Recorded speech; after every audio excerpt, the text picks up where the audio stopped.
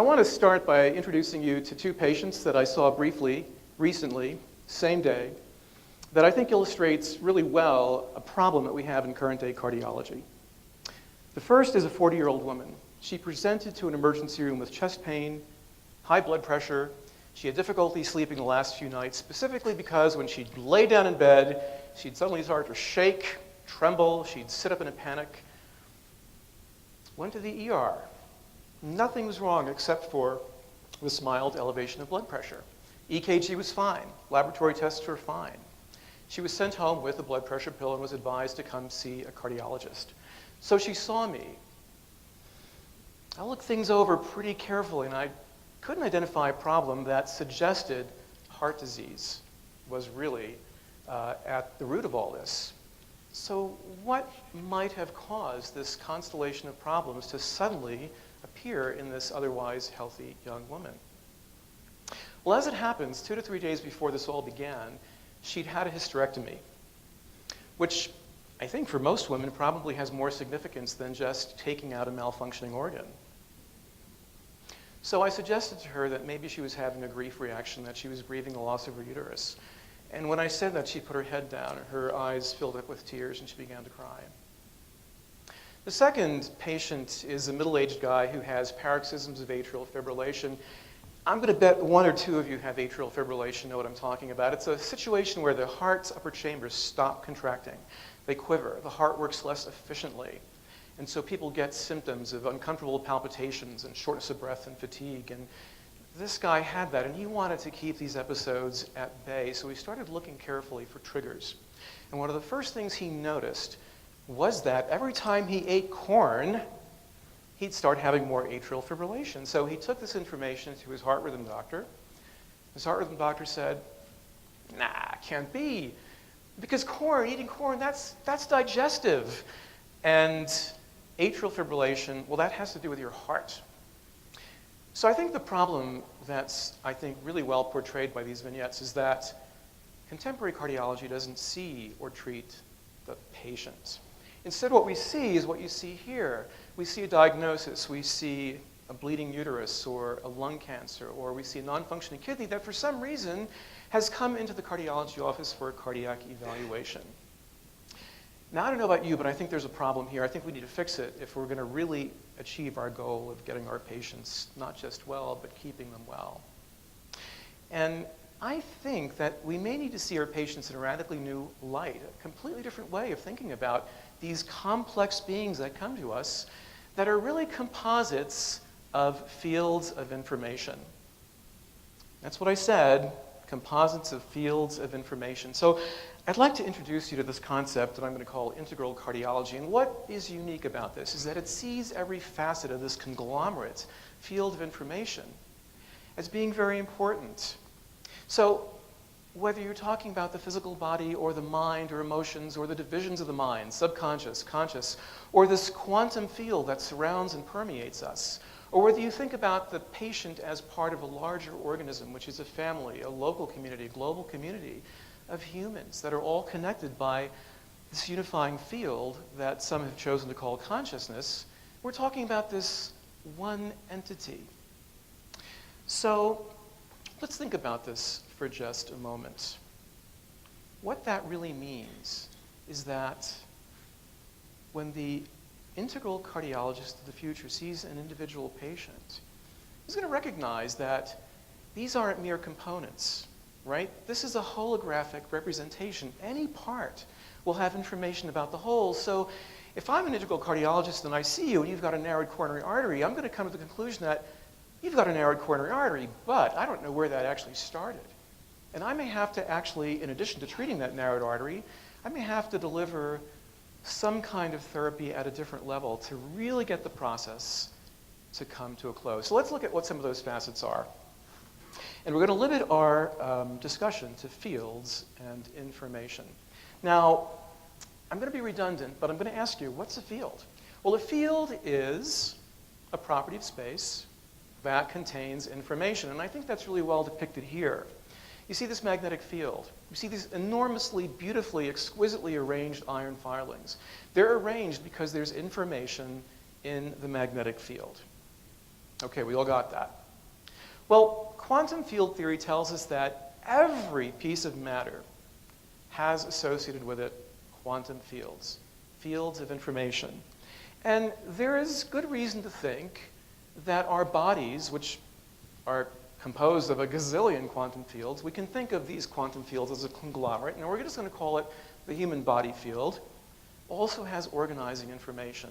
The important point here is that if there's a disturbance in that field, there may be disturbance in the physical body. So think about it like this.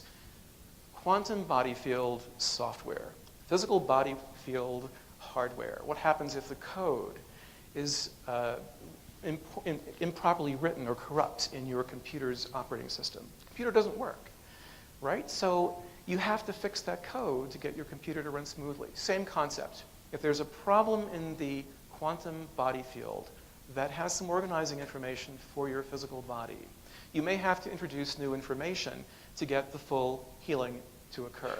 So the integral cardiologist sees the patient and says, you need coronary bypass graft surgery, but at the same time, that cardiologist is thinking, there may be more to the story. We're going to have to do a little bit more.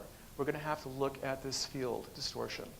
Now, I think that the body field also may be the intermediary between the mind or emotions and the physical body. And I say this because you can do a quantum body field scan today. And when that scan is performed, it's extremely common. In fact, I would say it's typical to see energy blocks that have mind-body associations with them.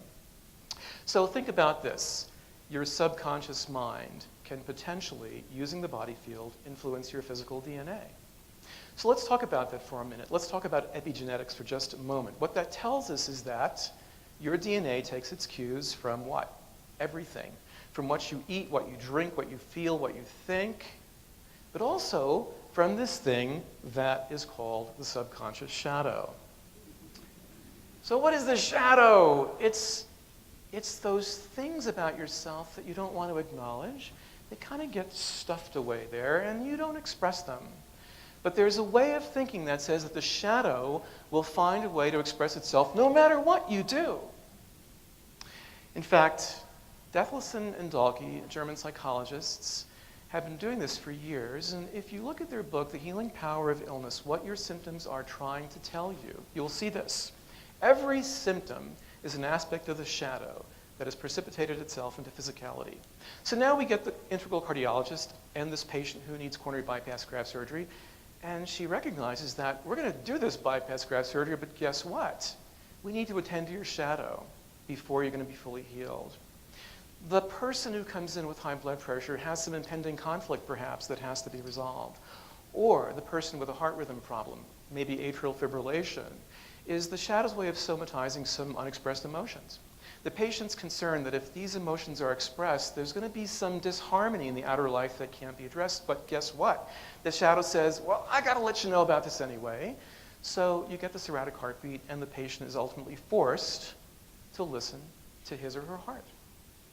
Now, I don't want you to leave here today thinking that every time the heart says something to you, it's because your shadow has to express itself. The heart has its own voices. It's got quite a few voices, as a matter of fact. But I want to talk about one of those today, briefly. And guess what? It's a field of information. It's the magnetic field. Now, that magnetic field extends out about you maybe 3, 4, 5 feet. What's really cool about that is that the information in that field doesn't just affect you and your body. It's affecting anyone else who happens to step within that particular sphere. So you and I, when we're close to each other, we're sharing information.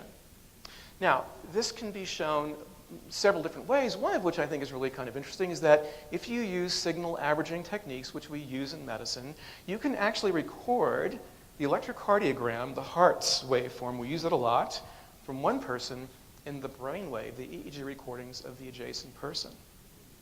If you are a healer, you need to practice ways to feel good about yourself because you're transmitting that to the person you're taking care of.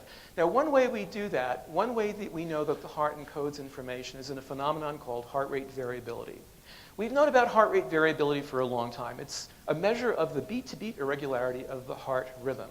There's normal heart rate variability, which, by the way, if you've had a heart attack and your heart rate variability is preserved, the likelihood that you're going to have a sudden cardiac arrest is really much lower than if that heart rate variability has been played with somehow. Now, the HeartMath Institute has developed simple exercises that you can learn that can actually help you bring heart rate variability back into balance. Good heart rate variability tells your body that all is well. It also tells your neighbor, your family, your coworker, someone close to you that all is well. It influences their well-being. They have been able to show that this will help bring blood pressure in check, can help keep abnormal heart rhythms in check. Now, heart rate variability is just one of the ways that the heart sends information out of the body via the magnetic field. The magnetic field, I said, extends out 3 to 4 or 5 feet.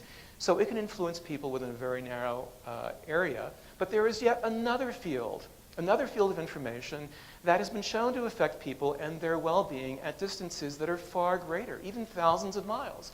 And we call that what? I mentioned that a moment ago. We call that the field of consciousness. We know from consciousness research that the brains of two people can become entangled. And what that means is that when you take those people apart, you put them in different rooms, they can't see each other, you actually shield them from the influences of electromagnetic fields. What happens in one brain can instantaneously be recorded in the brain of the other entangled brain. Interesting. Well, so one of the implications that I think is that your thoughts, they may just not only influence your well-being, your recovery from illness, but they may be able to influence that of someone else. And we know from consciousness research that prayer and healing rituals by healers who are performing these things thousands of miles away from the person who is the recipient of this goodness will actually have positive impact on their well-being and outcome. For example, on their recovery from surgery. This is a proven fact. We have no idea how this happens, right? We may never know how this happens, but that's not going to keep the integral cardiologist of the future from using this technique. Of course not. Now, I think it's over a decade ago, Dr. Dawsey wrote this book, Reinventing Medicine. One of the things that you'll find in there is his thoughts about the evolution of medicine.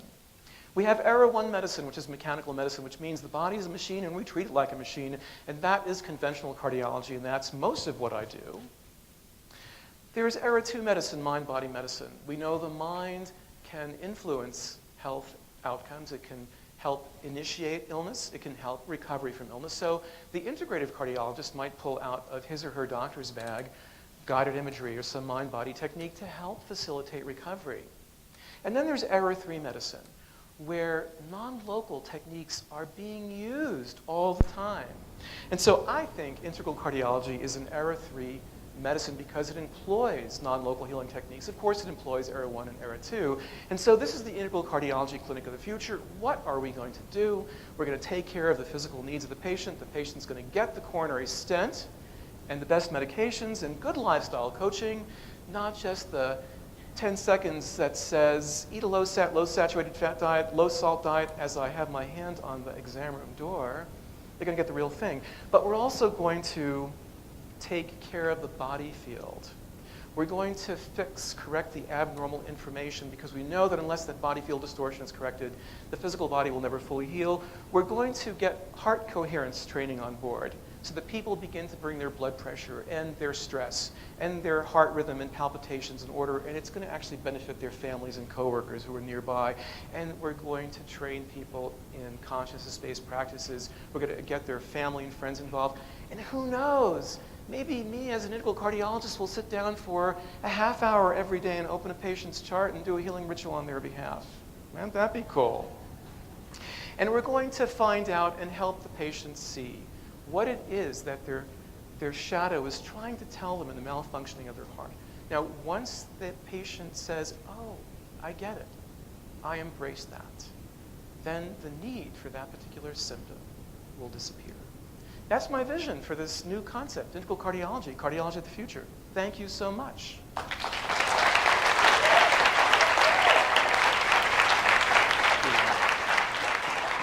Thank you, Louis.